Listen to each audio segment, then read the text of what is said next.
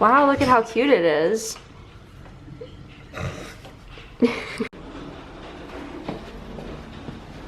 Oops. So, I actually bought something for the Lexus, which is rare because I hate that. No, I don't hate it. I bought this subwoofer. I cleaned the garage. It's actually clean now. You can actually see the floor, which is kind of cool. But this car came as wired for subs. I didn't have any subs. Super cheap. It got it for like $50 on Marketplace off a fine gentleman with a Mustang. So Michael. That's right. So this car had some quality fun rides in the Mustang. He said he bought it to put in his truck. Bought it in his truck and he never put it on, but he knows it works because he knows that it works. I'm not a wiring guy, but it came with 2 wires and I already tested one of them, so the subs are pretty self-explanatory. There's 2 ports, ground and a power, and fun, that's all it is, right? Oh jeez. It's gonna be a tight... It's okay, you guys, I got this. Hey, it's me. Oh hey, actually you can actually see this a lot better from here. Yeah. So, put it in, ta-ta, and that's pretty much it. Super, super simple. This wire is not long enough, so I'm gonna have to mount this somehow. And there's somebody behind me. You can't see him using camo. I can see him, there's nobody there. So, I'm gonna put this here to see if the base works.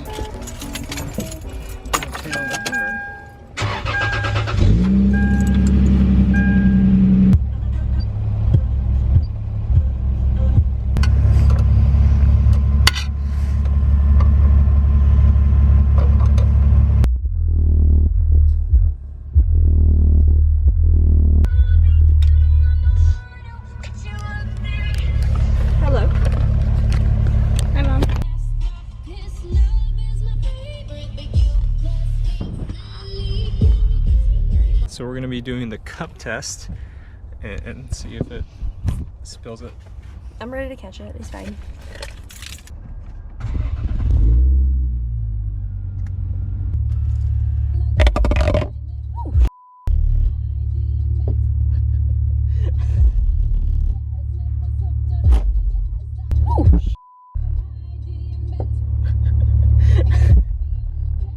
And since the wires aren't actually long enough to tuck it nicely into the corners, this is the temporary solution I have right now. It wiggles, but it shouldn't move too badly. It should be fine, I think. And from here, this is the main thing that's holding it from sliding it back. And I still got, you know, plenty of slack for these guys, but